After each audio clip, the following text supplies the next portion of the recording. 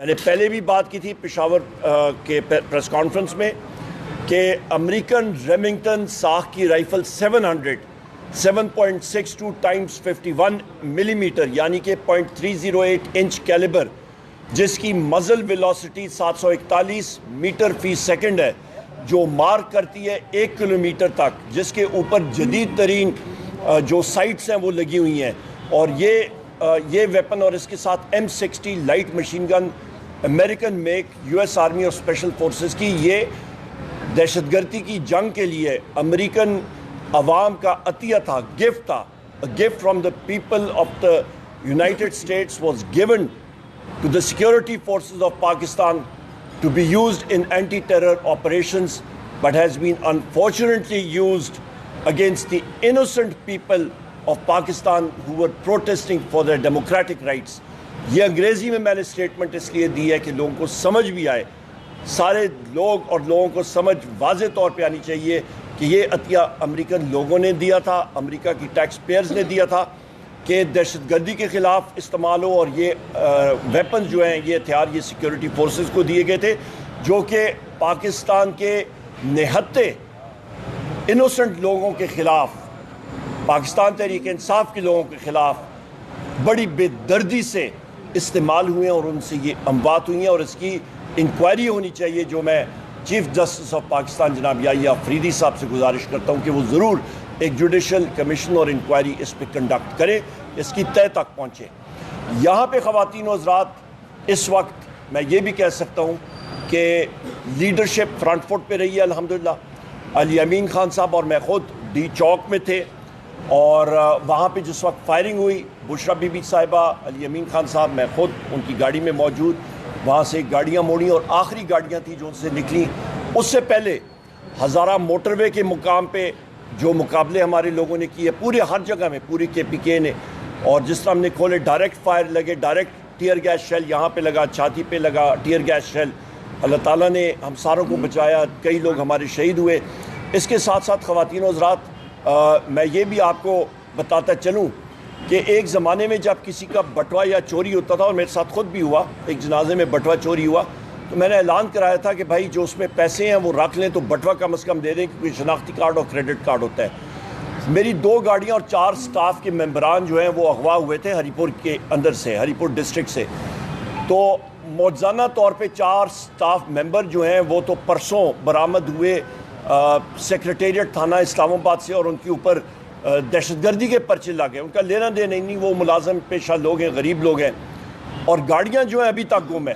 تو میں انٹیلیجنس کے جو سربراہان ہیں، جتنی انٹیلیجنس ایجنسیز ہیں، ISI MI IB FIU جتنی ہیں، آپ کی اسپیشل برانچ، ان کے ڈائریکٹر جنرل صاحبان کو میں کہتا ہوں کہ میرا 1 لاکھ روپے اس گاڑی میں موجود تھا، میرا بٹوا تھا، 2 چیک بکس تھیں، 7 کریڈٹ کارڈ اور ATM تھے. خدا را وہ پیسے رکھ لیں 1 لاکھ روپے، میں 10-20 ہزار روپے اس کے اوپر آپ کو دے دوں گا بھائی.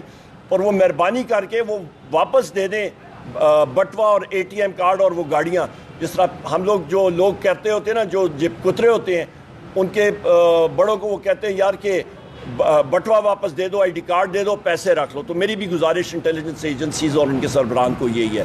بہت شکریہ. عمر صاحب یہ بتائیں کہ 24 نومبر کا آپ کا پلان تھا کہ ڈی چوک جانا ہے، خان صاحب کو رہا کروا کے ہی واپس آنا ہے، وہ تو نہ ہو سکا. اب یہ بتائیں کہ آئندہ کا پلان کیا ہے؟ آیا آپ نے چھوڑ دیا سب کچھ؟ ہم نے جی صرف اور صرف یہ دھرنا، ہمارا وزیر اعلیٰ جناب علی امین خان گنڈاپور صاحب نے واضح طور پہ بار بار یہ بات کہی ہے کہ یہ دھرنا آن گوئنگ ہے. یہ علیحدہ بات ہے کہ ہم لوگ کوئی مسلح فورس نہیں ہے، ہم لوگ پرامن لوگ ہیں، اور پرامن لوگوں پہ جس طرح فائرنگ ہوئی ہے، تو کوئی فوجی بھی جو ہوتا ہے نا، اس کی کمانڈو ٹریننگ ہوتی ہے یا کوئی بھی ٹریننگ ہوتی ہے، جب وہ انڈر فائر ہوتا ہے تو وہ کور لیتا ہے.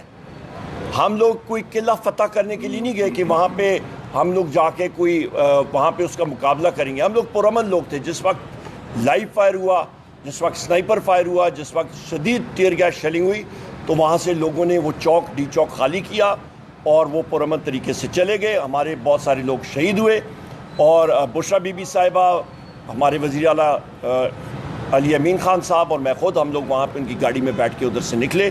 ویڈیو فوٹیجز بھی موجود ہیں. اور اس کے بعد جو قاتلانہ حملہ وزیر اعلیٰ صاحب پہ ہوا، بشرا بی بی صاحب پہ ہوا، میں خود وہاں پہ موجود تھا، ہم ساروں پہ ہوا. اور پھر رینجرز خیبر پختونخوا کی دھرتی پہ بن بلائے وہاں پہ وہ آئے. انہوں نے وزیر اعلیٰ صاحب کو کڈنیپ کرنے ابڈکٹ کرنے کی ان کا ارادہ تھا, اسیسنیٹ کرنے کا خدا نخواستہ ارادہ تھا, قاتلانہ حملہ تھا, ورنہ وہ کیوں آتے.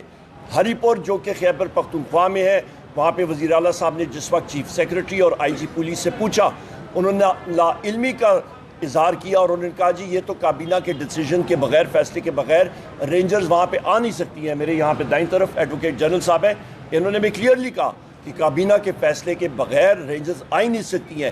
تو لہٰذا ایک غیر قانونی عمل ہوا تھا اور فورسز جو تھیں وہ خیبر پختونخوا میں غیر آئینی, غیر قانونی طور پہ آئی تھیں. لہٰذا ہمیں یہ ڈیمانڈ کرتے ہیں کہ اس پہ انکوائری ہونی چاہیے اور جن افسران نے اس کو سینکشن کیا ان کا واضح طور پہ ان کو فل فور کورٹ مارشل کر کے ان کو سزا دینی چاہیے, سخت کے سخت سزا, کہ انہوں نے آئین اور قانون کی واضح خلاف ورزی کی تھی.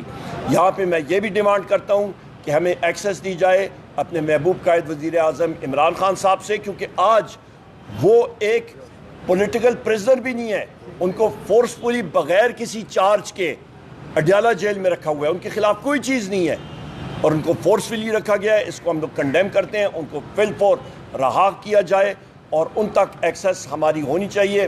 وزیر اعلیٰ صاحب کو ملنا چاہیے, علی امین خان گنڈاپور صاحب کو وزیر اعظم عمران خان صاحب تک رسائی دینی چاہیے, ان کے خاندان کے ممبران تک کی رسائی جو ہے وزیر اعظم عمران خان صاحب تک ہونی چاہیے. 24 نومبر سے قبل کہا جا رہا ہے کہ پی ٹی آئی اسٹیبلشمنٹ رابطے میں تھی, وہ مذاکرات چل رہے تھے, اس میں کتنے؟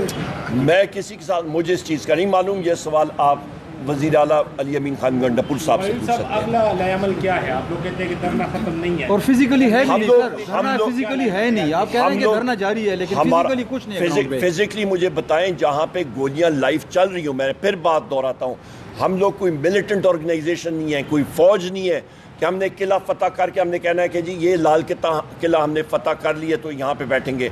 تو نہیں, ہمارا ایک دھرنا ایک سوچ کا, ایک جستجو کا نام ہے. ہم لوگ کریں گے انشاءاللہ تعالی. ہماری سیاسی مہم جائے گی جب تک وزیر اعظم عمران خان صاحب رہا نہیں ہوتے. ایک جستجو قومی اسمبلی میں, صوبائی اسمبلی میں, ہر جگہ پہ چلتی رہے گی.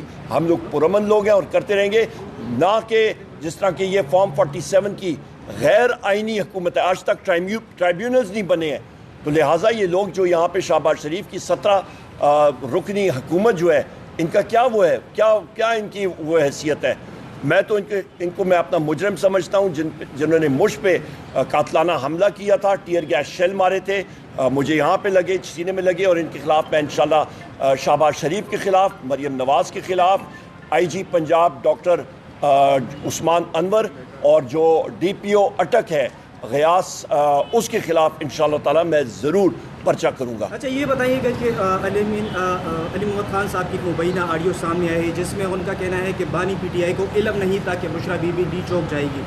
یہ کیا کہیں گے اس حوالے سے, اس آڈیو کے حوالے سے؟ مجھے معلوم نہیں ہے. میں آج صبح سویرے میں الائی بٹگرام گیا ہوا تھا. پرنس نواز خان ہمارے ممبر قومی اسمبلی ہیں, ان کے بھائی فوت ہوئے تھے, ان کے جنازے کے لیے کل میں گیا تھا. وہ دور دراز علاقہ ہے, تو میں بالکل پہاڑی علاقوں میں تھا, سارا دن آؤٹ آف ٹچ تھا. میں نے ایسی کوئی بات نہیں سنی ہے. بہت شکریہ. بہت شکریہ.